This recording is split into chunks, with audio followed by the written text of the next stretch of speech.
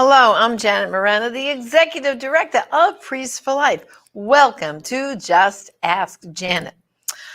Well, we're here in Lent, and as we just had the first Sunday of Lent, and I'm sure some of you have started to think about giving up candy and cake, and some people give up pasta, some people give up bread, some people give up social media, all kinds of different things. But one of the practices of Lent, besides giving up something, is fasting. And some people were fasting on Ash Wednesday, and they won't fast again until Good Friday. And fasting used to be a tradition in the church that we did it a lot more frequently. And so today, joining me is a very dear friend of mine.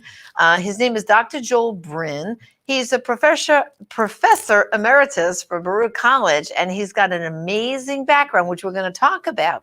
And we're going to talk a little bit about fasting, why it's good for you spiritually, but it's also good for the biology of your body. So welcome to the program, Dr. Brind. Thanks. Great to be with you, Janet. Always.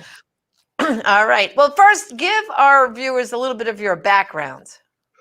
Well, I got my bachelor's degree from Yale way back in 1971, and I got my PhD from NYU in 1981 in basic medical science, in biochemistry, physiology, and immunology. And for most of my 34 years that I was teaching at Baruch College at the City University of New York, I was teaching human biology and endocrinology, which is all about hormones. And hormones is not just, reproduction and all of that. Hormones is the whole chemical control system and communication system in your body, which regulates everything you do from within. And if you study that, you know a lot about fasting right away. And you realize that it's something that the body is absolutely made for. And, So tell us, you just said fasting is something the body is made for. Tell us why, because most people, when you say fasting, okay, I hear the complaints all the time. Oh my goodness. I get a pounding headache. My blood sugar is going to plummet.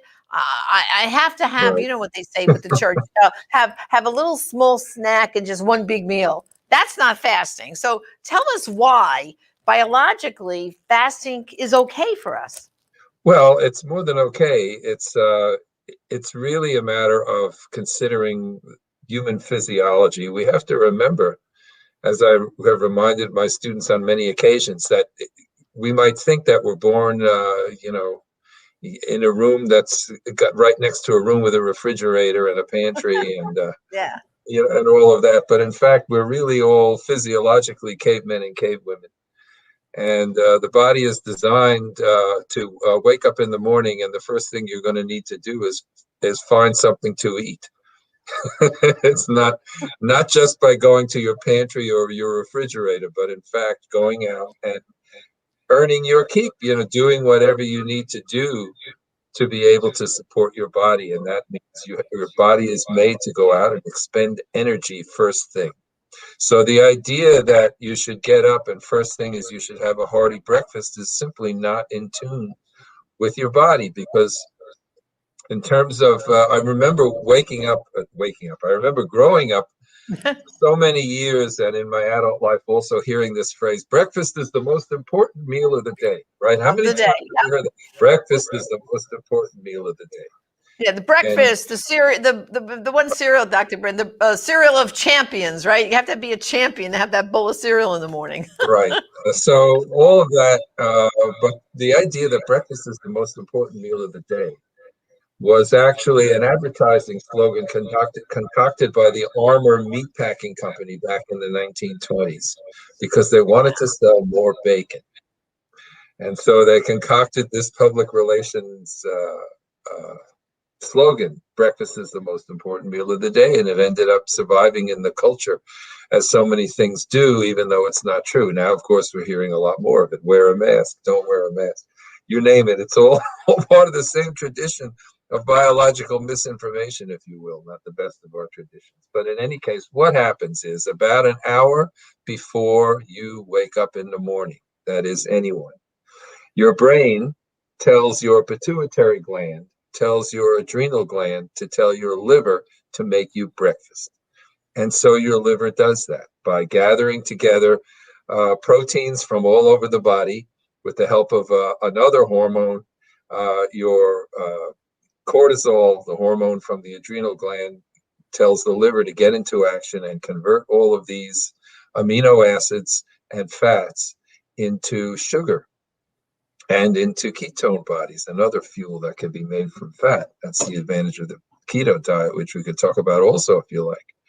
And that is what raises your blood sugar in the morning and gets you ready for the day.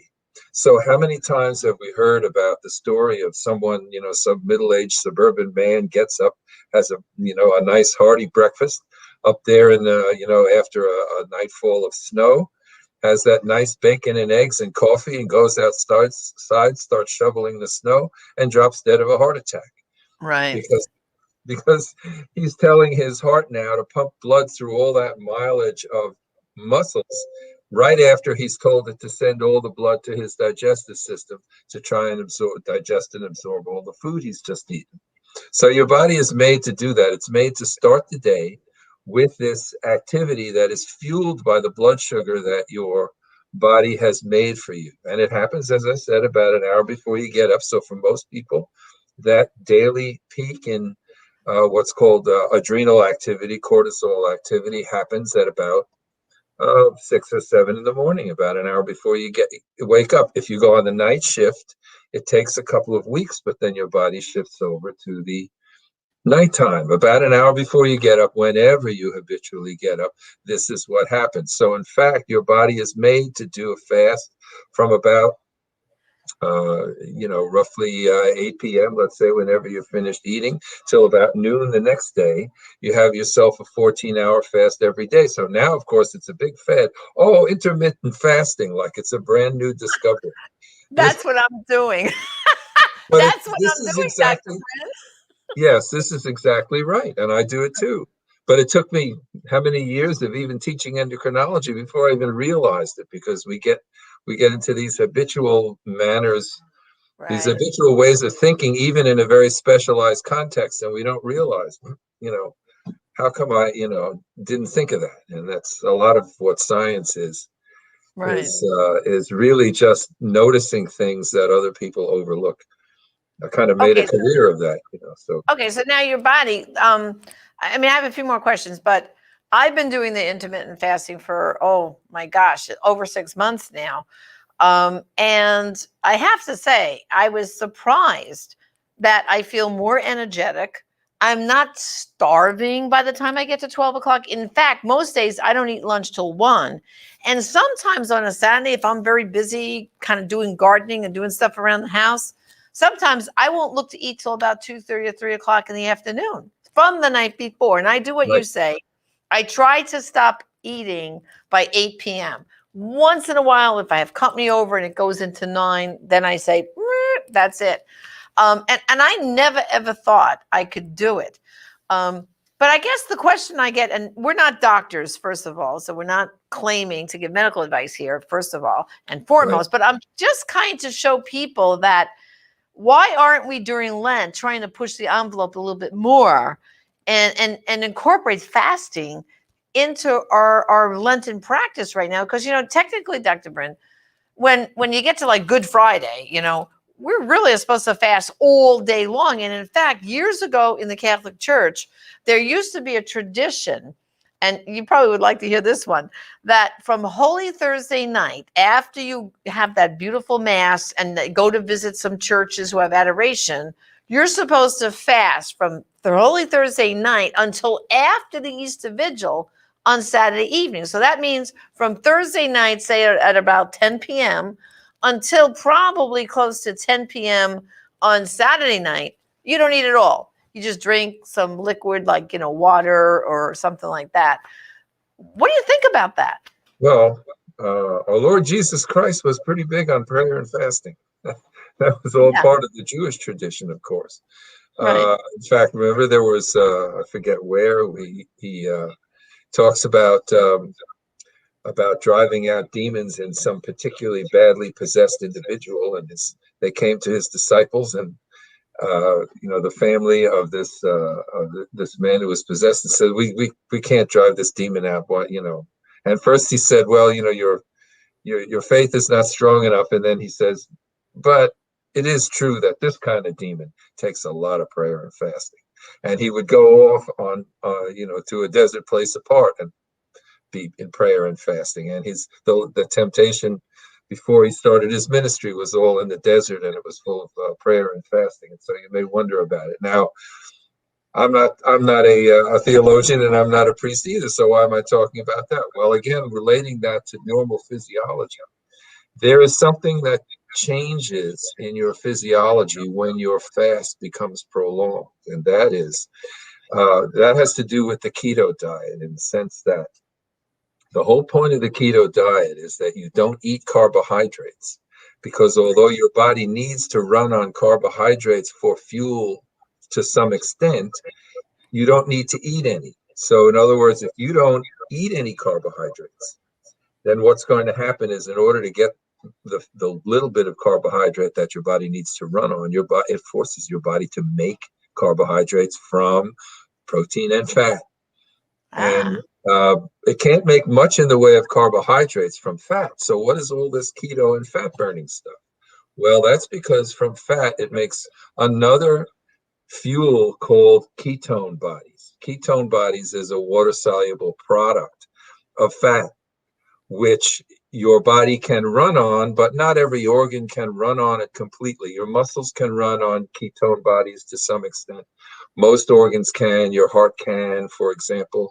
But what's interesting is that your brain can also run on ketone bodies to a large extent, but it takes probably a day or more before it really shifts over into burning ketone bodies as fuel. And it's a different kind of fuel, and it takes more oxygen to burn it, and it changes, in other words, the physiology of your brain. It shuts off the activities of the digestive system completely, so that literally the chemical energy of the body is focused on areas like the brain, and it runs on a different fuel, kind of a cleaner burning fuel.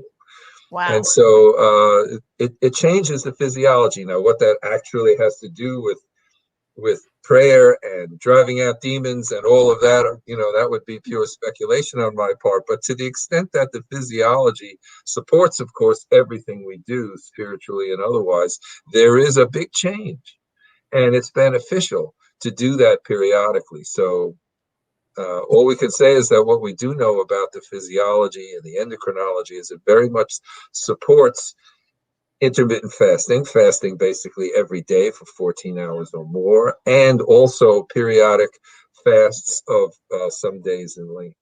Not necessarily 40, but it's good for you. Fasting's good. Right. Well, and what I've been doing, I do the intermittent fasting, basically that's 7 days a week. I do that. And then what I've started to do just recently for the past 2 months is from Sunday night at 8 p.m. until Tuesday at 1, I fast. So that's like a day and a half fast, like what you're describing. And I have to tell you, I'm feeling amazing, much better. I really started to move into more of I do keto light diet. I don't do a hardcore keto, but I started doing this during the pandemic last spring. And since last spring, I don't know, well, you haven't seen me in a while, but I've lost over 20 pounds so far. And it comes off slow, but it's steady. It's like slow and steady. But I'm feeling more energetic than ever before, clear thinking. And the other thing, Dr. Brendan, I'm going to ask you a comment real quick on this, and then I'm going to take a question. I just saw we have a question. But when I thought of carbohydrates, I used to think of the obvious: bread, pasta, rice, and all that.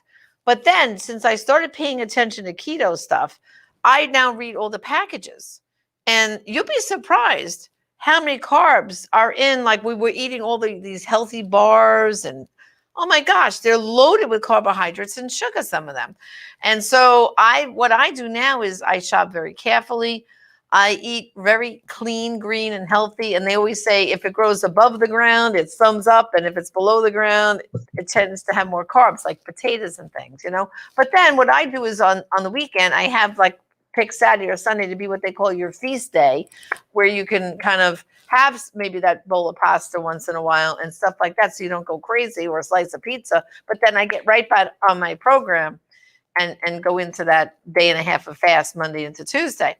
So I guess what I'm trying to do here, Dr. Brind, is to encourage our viewers to say, you know, we're in Lent right now. This would be the perfect time to really seriously try to fast and pray. Because like you pointed out, I mean, Jesus, before he started his public ministry, he went to the desert for 40 days of prayer and fasting. So if Jesus could do 40, can not we push ourselves a little bit more? And I wanted to have you on a comment about this to show that, you know, it's perfectly healthy for our bodies to do this, is basically what you're telling everybody, right?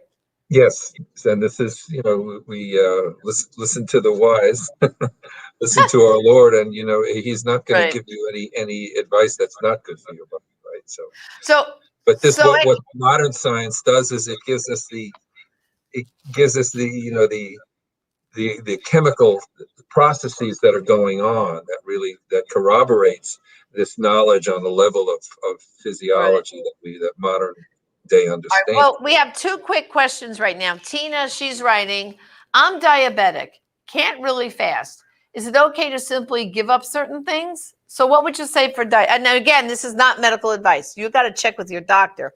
But Right. biologically, what would you say about a diabetic? Well, biologically, my research experience led me eventually to diabetes, which I was heading toward myself. But then one of the things that I discovered had to do with inflammation. Diabetes is now known to be one of those many conditions which is actually due to chronic inflammation. And what we actually now know about that is that really has to do with a chronic deficiency in actually a single amino acid called glycine. So that's actually what led me to formulate the product Sweetamine that I see there on your table, And I'm which is about to mainly a get, glycine supplement. well, I'm going to get to that just right now, Dr. Brind. And this is something you developed, Sweetamine. And I've actually, you know, I've tried it off and on, but I really got serious about Sweetamine back in the fall. And I ordered a supply of it. And I've been taking one little thing of it. I'll get it out to show everybody here. One little package of it. Here we go, Sweetamine. And what I do in the morning, I squeeze a whole lemon, put it in a coffee mug, to go mug. I put my little Sweetamine in and add water of lemon and Sweetamine, and to kind of get my system going in the morning. And I was suffering terribly with, I guess, my hands here because of all the work I do on the computer, and my back was bothering, and my left knee that I had operated on almost 15 years ago for a torn meniscus was driving like really sore. And I started to get almost like where I felt limping a little bit. Since I've been using the Sweetamine, I have to tell you, Dr. Brind, I have been feeling so much better. But tell everybody a little bit about Sweetamine. Right. Sweetamine it's basically a supplement of the amino acid glycine. Now you may think we're far afield from diabetes, but we're not really. And here's the connection. The connection between diabetes and glycine has to do with the process of inflammation, as I said. If you pay attention to medical news, you know, even lay publications, for example, now there is generally widespread agreement that everything from diabetes to cancer to arthritis to Alzheimer's disease and so many other things are really due to chronic inflammation, and they don't know why. And what I discovered simply was why. And that turns out that this particular amino acid is the main protector of the switch, which will throw your immune system into inflammation or not. And it tends to go into inflammation when you are glycine deficient, when it shouldn't. So, for example, You sprain your ankle, right? So your ankle gets all stiff and swollen and painful and immobilized, lots of inflammation, and that's perfectly normal, right? No, not right. It does not happen to me, and it won't happen to you either. It will get injured, but it will just heal because the process of inflammation is not normal. It's not natural in the case of injury. It's really only normal to happen during infection. So Wow. think of it this way, what inflammation is, it's a process whereby your immune system, certain cells of your immune system, which are called macrophages, and they live in every organ of your body as well as your blood. And they're there as the first responders to respond to infection or injury. So let's say you're on the interstate and there's a pileup on the interstate. There's a big accident on the interstate. Who comes around? The state troopers come around, right? They show up with their sirens and their flashing lights, and they stop traffic, they divert traffic, they take the accident reports, they call the ambulances, they call the tow truck, they redirect traffic until everything's back to normal, and then they go back to their base. Well, they're armed, aren't they? They have guns in their holsters, but they never draw them or open fire because there are no bad actors present. So this is what your macrophages are. They are the first responders. When they cause inflammation, that's when they draw their guns and open fire. And all they do is damage. Why? Because you have an infection. And their job is to kill those infecting microbes before they kill you. But if there Wow. aren't any, then All what right. are So they now we doing have, shooting up the place? okay, we have two quick questions, and then I want you to tell them a special offer for our viewers for Sweet of Mine. But anyway, Esther says, I drink a lot of water and I only eat 2 meals a day. Do you think that's good fasting? Well, it's what I do. Yeah, that's what And I I would do. recommend it. So I don't have to Yes. recommend it to you. You already Yes, do it. Esther.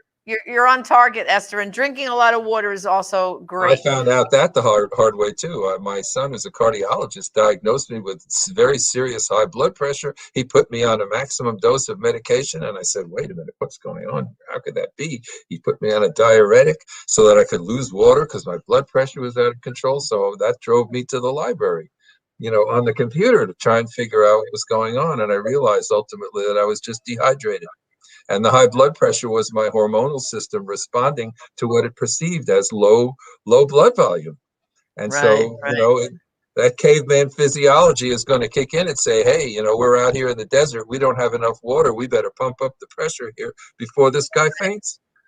Okay, now we have one more quick question, and then I want you to tell our viewers the offer you're going to have for them for Sweet of Mine. But Jerry writes, autoimmune disease of an unspecified nature, is it safe to take Sweet of Mine if you have an autoimmune disease? And there's a whole range of those, as you know. Yeah, it generally helps a lot. And the reason is this: Sweetamine is not and does not contain any drugs at all. I'm not a clinician. I'm not a physician. I give nutritional advice, not medical advice.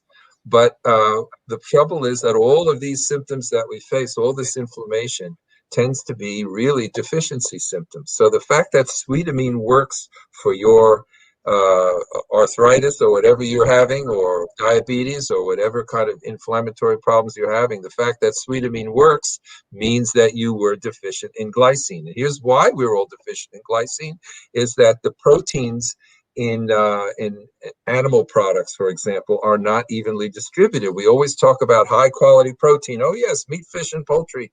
That's high quality protein. Well, meat, fish, and poultry, when we talk about that, we usually mean the muscle meat. So unlike our forebears who cut the muscle off the bone and threw the bones in the soup, we throw them in the trash. So we Right. don't, that's where all the glycine is. And the glycine is needed to neutralize some of the excess amino acids that we get in the muscles. And so our nutrition is way out of balance, and all of these chronic inflammation-based diseases are way higher than they used to be when people didn't waste food and used to eat the bone broth that went along with the muscle meats that they consumed. That's right. That good old fashioned chicken soup that your grandma made Oh, was absolutely. And my grandma made it. It was the best. Better than okay. your So now, grandma's. and mine, Sweet of Mine. Okay, for our viewers, you have a special offer for them.